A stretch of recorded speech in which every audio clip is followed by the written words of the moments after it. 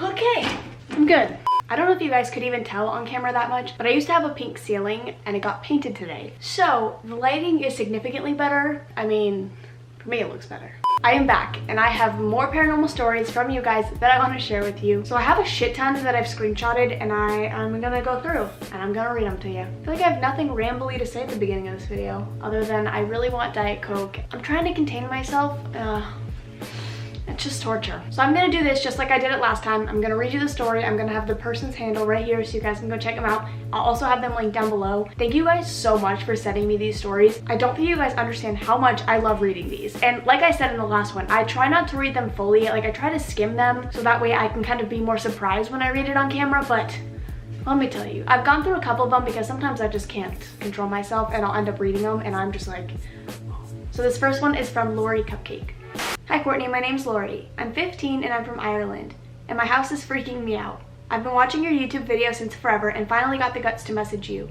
I know you probably never see this, I did, but worth a shot. Definitely worth a shot. Anyways, I've been living in this house with my mom and my baby sister for about 3 to 4 years. My sister's only 7 months old, so me and my mom have been in this house longer. Since we moved into the house, there's been a very weird feeling whenever I come into the house. It's more of a weight on my chest than anything. I thought just to forget about it and move on. And I was able to do that until recently. Since the start of summer, weird stuff has been going on. I've always believed in the paranormal and I've always had an interest in it. Oh, and more importantly, the house I previously lived in was so haunted we had to move out. Oh god. So anyways, my mom has never believed in ghosts or spirits or anything. Until recently, she has completely changed her mind. It never really happens to her, she just sees or hears it happening to me. One night, me and my friend Becca were up in my room and it was around 8 p.m. My mom was out at work at this stage. All of a sudden, I heard scratching at my door. We both thought nothing of it, except for what happened next. We heard running as if it were coming from up the stairs, and then my bedroom door started shaking, and then there was a loud thump and it stopped. That was one of the least scary things that's happened. Okay, well, I've had the same thing happen though in my old house. Like my brother has heard somebody running up to his door and then the knocks on the door. Like I said in the last one, I have like more of the scratching. Another night, I was in my room with 2 or 3 of my friends and I heard a scream. Instantly, I thought it was one of my friend's phones, but then I realized it was 2 a.m. and our phones were charging on the floor. I immediately got into my bed and looked out my skylight window as it was open and there was no one on the street and no noises outside.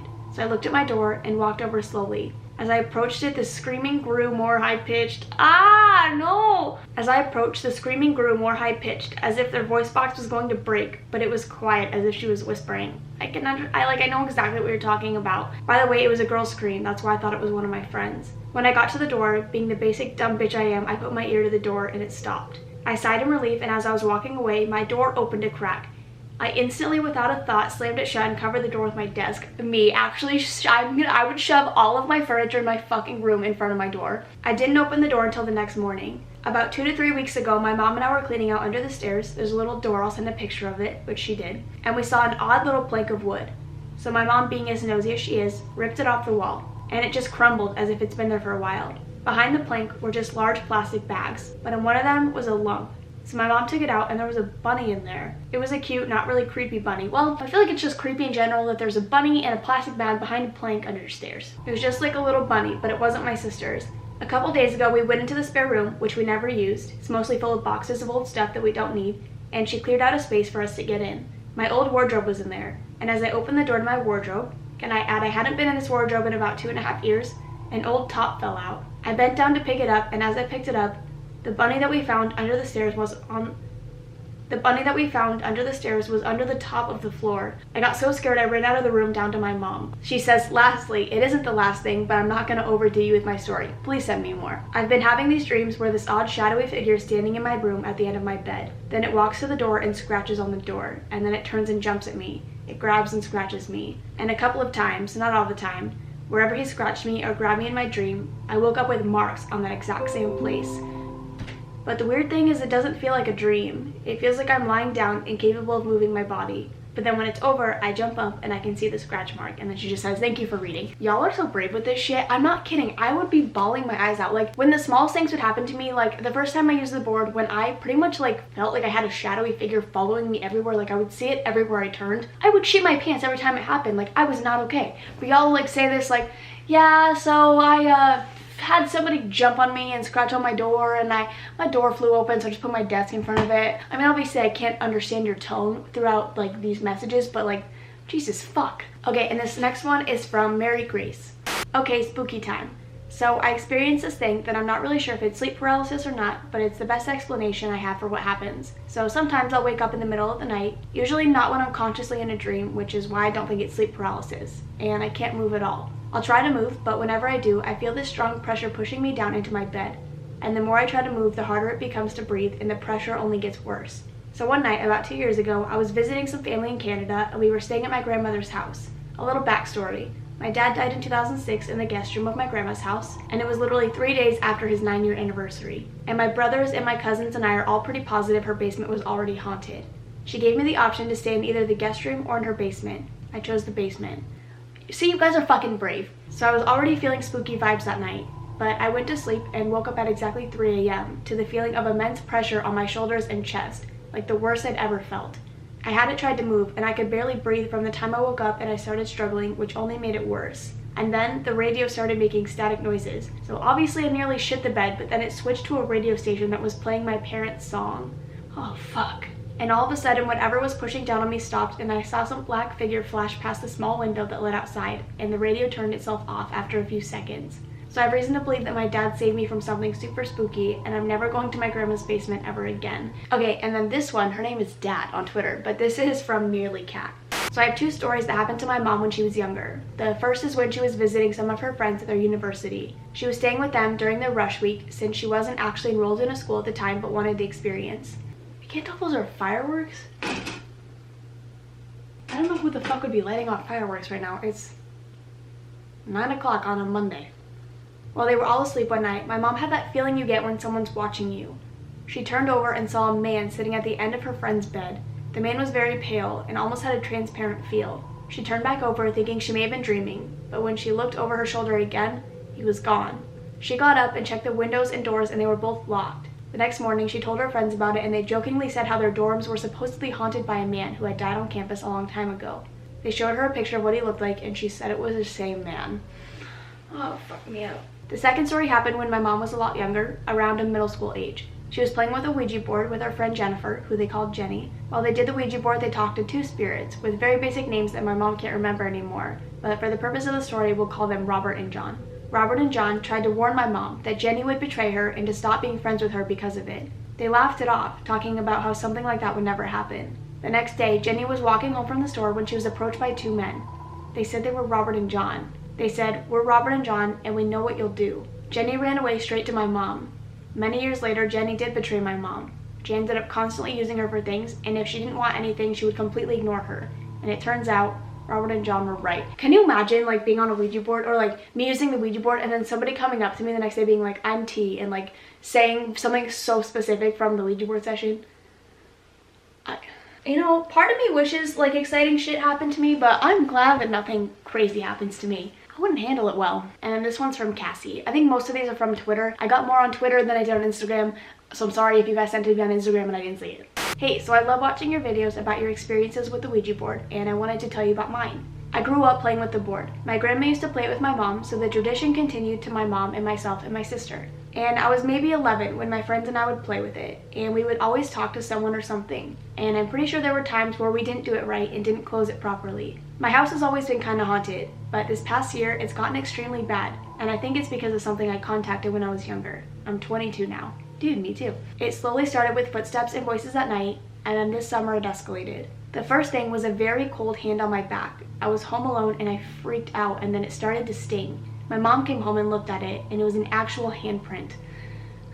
Then the footsteps got louder, and they were right outside my bedroom door, like whatever it was circling and wanting to get in. And then I started seeing shadows and black figures over my bed and standing in the corner of my room. My speaker started turning on by itself, and I would be woken up every night at 3:15, and then I started to hear a female voice in my room. All of that happened the same week. So I had 2 friends come over to help me, and we had a ghost app that said random words, and we had candles lit just because we like candles, and the app randomly said upstairs, and my friend was like, what's upstairs?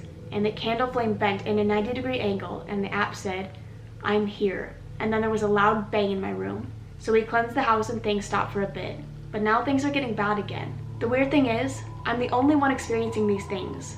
My sister's cat will sit in my room and look up in the corner and look around the room like it's following something, and then he'll dart out of my room and hide like something scared him. It's a very weird and scary situation, I can imagine. The only thing I can think of is that it's something I contacted from the board when I was younger. It's insane to me to think about that because my sister used to use the Ouija board all the time. And I think I've talked about that in one of my videos before. Like, I walked into her room once and she told me that she was talking to a pirate. And she used to use it by herself, by the way. She said that he was on the bed and that he was jumping on the bed, and you could literally hear the springs on the mattress like bouncing, and you could see the bed kind of moving where he would be. And like, you never know, like if she didn't close the board properly, like what if he still follows her, or what if he's still in that house? Like what if we cursed that poor house that this poor family is in now, because that was a long time ago. We don't live there anymore. But it's crazy to think about it. Also, I literally can't tell if these are fireworks outside. I just keep hearing them and I'm kind of scared because I'm home alone.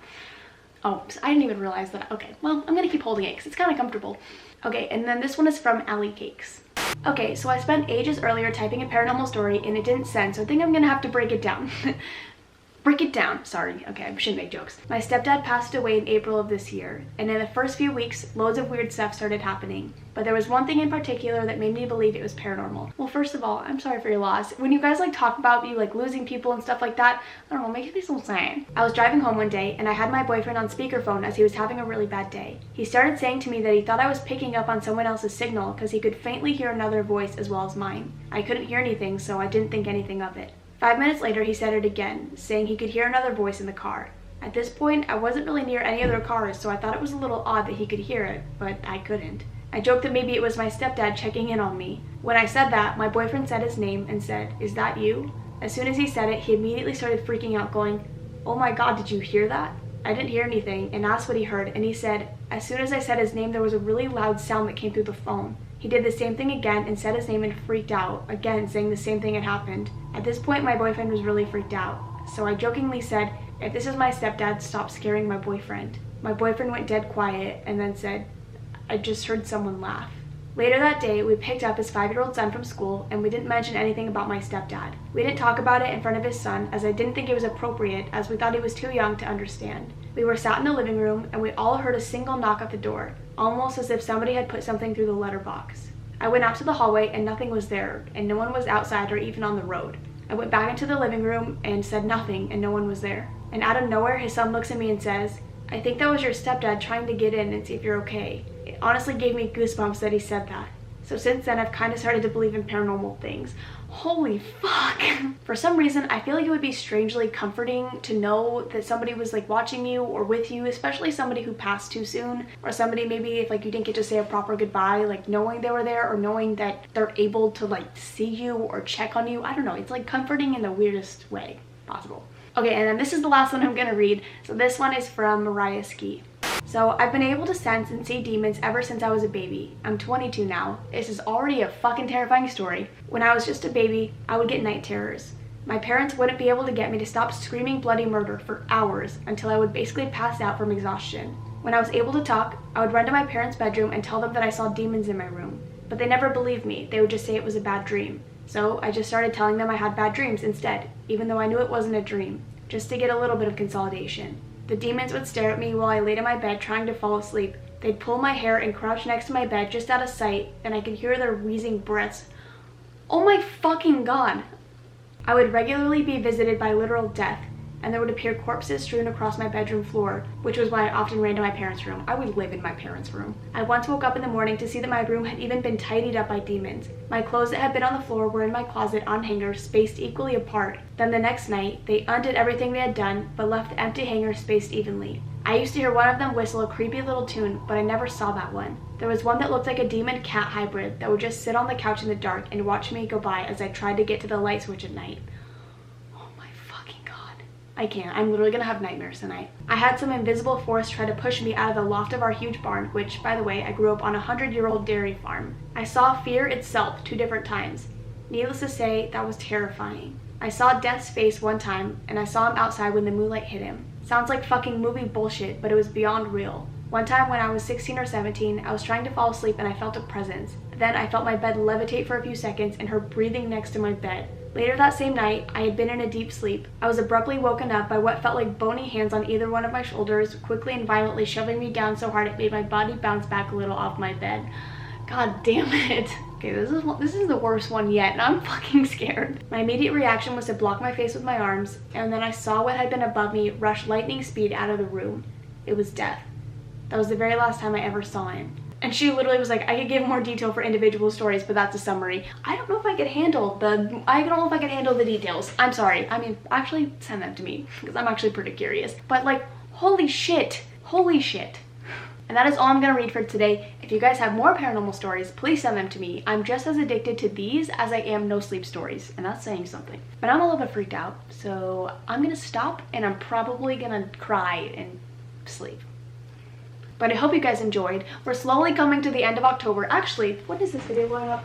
Oh no, it's the end of October. I think this video is going up November 1st. If it's not, this is awkward. I hope you guys enjoyed all of the spooky October videos that I had. I had so much fun recording this month, and if you're wondering, I'm living in Texas right now as we speak, but I kind of had to record all of these videos before I left, so that way when I got to Texas I had a little bit of time to like do my thing, you know? But I had so much fun recording all these videos. I love the paranormal videos and the spooky videos, and I love the overload of them this month, or last month, but I hope you guys enjoyed them as well, because that's all that matters. Well, I guess my opinion matters too, whatever. I'm gonna stop rambling. Hope you guys enjoyed. I will see you in the next one. Bye. I want to share this one with you guys really fast because it's just funny. I know she's saying it as a joke, and if she's not saying it as a joke, then bless your soul, but she's always funny. So this is from Hot Dog Am I Right? I once said chicky chicky 3 times in the mirror while I span around, and now a demon chicken haunts my bathroom. No lie, I can't shower in there, and I go to the gym to bathe. Who cares if a chicken's watching you shower? I wish I had a haunted chicken. Dude, I could eat dinner with a demon chicken.